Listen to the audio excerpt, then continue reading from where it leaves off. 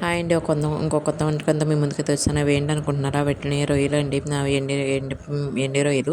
ఇవి మార్కెట్‌లో అయితే దొరకవు మనకి. పచ్చి రొయ్యలను తీసుకొచ్చి అల్లం వెల్లుల్లి పేస్ట్, ఉప్పు, కారం అయితే అన్నీ పట్టించేసి ఒక 3 డేస్ ఎండలో పెట్టుకుంటే ఇలా వస్తాయండి. ఇవి చాలా గట్టిగా ఉంటాయి. అందువల్ల మనకి ఇట్లా బాయిల్ చేసుకొని వండుకోవాలి. ఇది టమాటా కాంబినేషన్ గానీ, వంకాయ కాంబినేషన్ గానీ, లేకపోతే గుడ్లు కాంబినేషన్‌లో అయితే టేస్ట్ అనేది చాలా అంటే చాలా బాగుంటుంది. అది ఎలా ఎండబెట్టుకోవాలంటే నెక్స్ట్ నేను వీడియో చేసి అయితే పెడతాను. లాస్ట్ టైం ఎండబెట్టినప్పుడు వీడియో చేయలేదు. నెక్స్ట్ టైం ఎండబెట్టినప్పుడు వీడియో చేస్తాను. ఇవి ఎట్లా మన మామూలు ఎండు రొయ్యలాగా స్మెల్ అనేవి అసలు ఏమి ఉండవండి. టేస్ట్ అనేది చాలా అంటే చాలా బాగుంటాయి.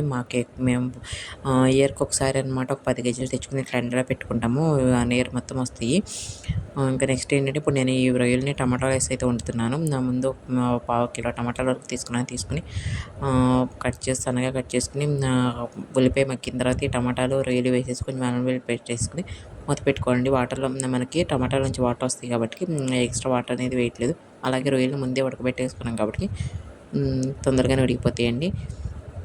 వేసుకుని ఈ టేస్ట్ అనేది అంటే చాలా బాగుంటుంది. మీకు ఎవరైనా కావాలంటే ట్రై చేసుకోవచ్చు. ఎండు రొయ్యలు తిన్నవాళ్ళు కూడా ఈ ఎండు రొయ్యలు అయితే చాలా ఇష్టంగా తింటారండి. అంటే స్మెల్ అనేది ఏమి ఉండదు. అసలు కర్రీలో వేస్తే స్మెల్ అనేది ఏమి ఉండదండి.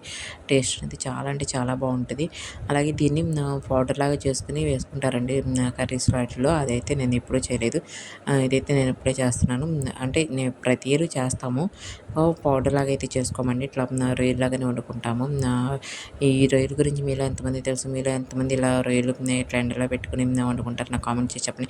ఇవి స్మెల్ అనేది ఏమి రావండి. మామూలు ఎండు రొయ్యలు అయితే మనకి చాలా స్మెల్ వస్తాయి. కానీ ఇట్లాంటి ఇది స్మెల్ అనేది ఏమీ రాదండి. ఇది టమాటాలో కానీ వంకాయలో కానీ టేస్ట్ అనేది చాలా బాగుంటుందండి. మనకి వీటిని మామూలుగా కూడా ఫ్రై చేసుకుని తినొచ్చు. సాంబార్లోకి పప్పులో కూడా ఫ్రై చేసుకుని సైడ్ డిష్ కింద కూడా వాడుకోవచ్చు.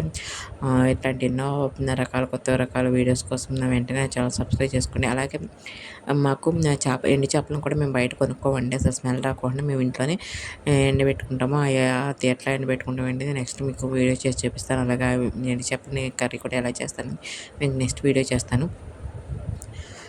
ఇట్లా మీలో ఎంతమందికి టమాటా రొయ్యల కర్రీ అంటే ఇష్టమో నాకు కామెంట్ చేసి చెప్పండి. అలాగే ఈ రొయ్యల గురించి మీలో ఎంతమందికి తెలుసు నాకు కామెంట్ చేసి చెప్పండి అండి. ఇలాంటి ఎన్నో వీడియోల కోసం వీలైతే ఒక లైక్ కుదిరితే సబ్స్క్రైబ్ చేసుకుని వెళ్ళొచ్చు కదండి.